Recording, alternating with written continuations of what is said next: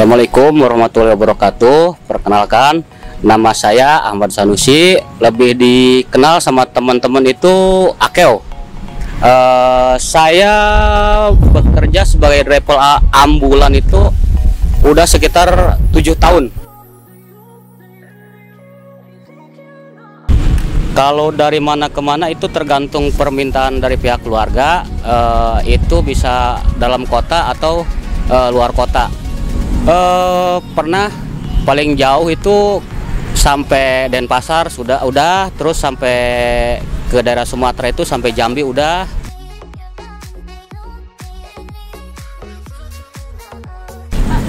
Kalau jam kerja itu kita 24 jam. Jadi di mana kita dibutuhin, nah di situ kita harus siap, harus standby.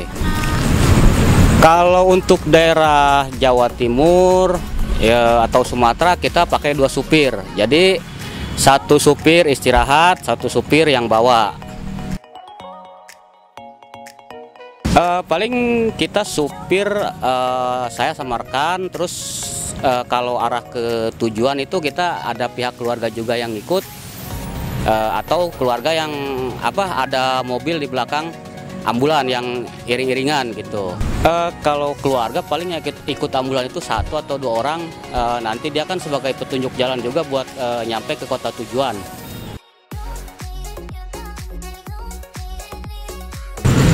Selama ini sih saya belum pernah ngalamin kalau berdua sama jenazah aja. Karena gini, kalau kita sendiri sama jenazah itu masalahnya kan kita nyampe ke tujuan itu kita nggak tahu rumah almarhum. Jadi paling upahnya kita ke Jogja, kita patokannya ke Jogja aja dulu. Nanti di Jogja itu kalau ada keluarga yang ikut di ambulan, nah nanti mereka yang nunjukin buat tujuan ke rumah gitu.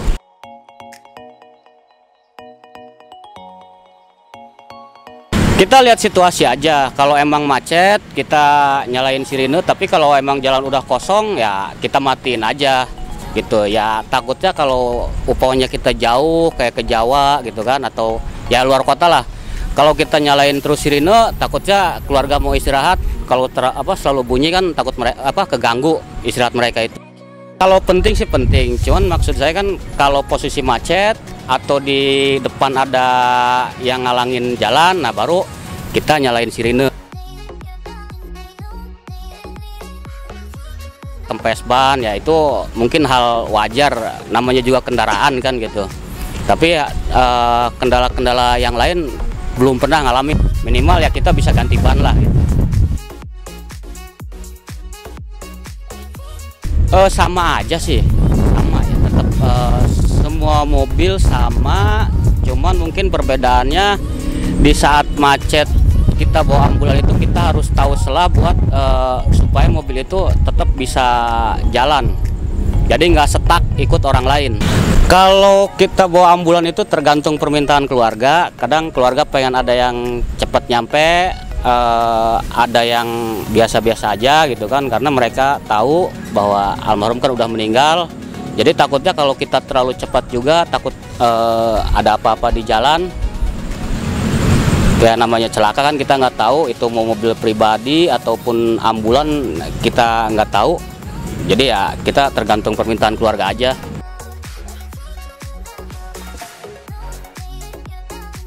Selama ini sih saya belum pernah ngalamin sampai kena komplain itu dari jenazah gitu, belum pernah ada.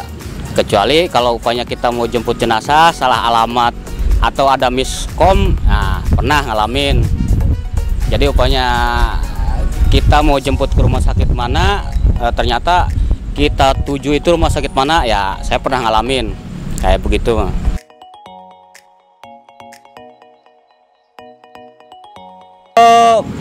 Tergantung surat-suratnya sih Mbak. Kalau emang surat-suratnya di rumah sakit udah beres, surat-surat beres, terus administrasi kayak ke rumah sakit udah beres, ya jenazah udah bisa dibawa. Kalau untuk lama di jalan ya tergantung jarak, jauh atau enggaknya jarak antara yang rumah atau rumah sakit yang kita tuju sampai ke rumah sakit atau rumah duka yang kita tuju juga, yang tempat saya kerja begitu Mbak. Ya dokumen semua dari rumah sakit, kita cuman tugas antar aja, paling nyampe rumah kita udah beres, almarhum udah turun dari keranda, ya udah kita langsung pulang.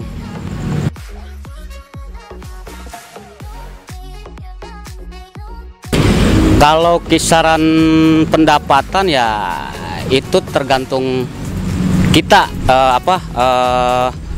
untuk ininya untuk bisa apa enggak kita ngatur buat keuangan ya gitu kan. Jadi kalau sebut besar ya mungkin besar, kalau sebut kecil ya kecil. Jadi kalau nominal nggak tentu per bulannya itu. Kita ada gaji juga, terus ya kelebihannya juga kadang ada gitu kan.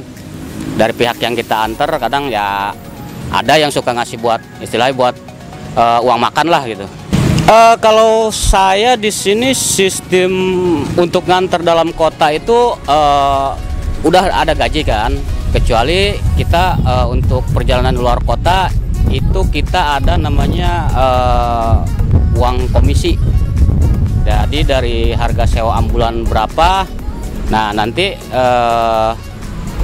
di persentase, nah itu hasilnya baru yang diterima sama kita. Untuk saat ini saya berada di naungan PT Rosby atau PT Ilona. Itu kita ada bertempat di Rumah Sakit Fatmawati sama di Rumah Sakit Soeharto Herjan di daerah Grogol. Mungkin kalau ada yang butuh pelayanan rumah duka atau pelayanan ambulan, bisa menghubungin ke pihak PT Rosby juga.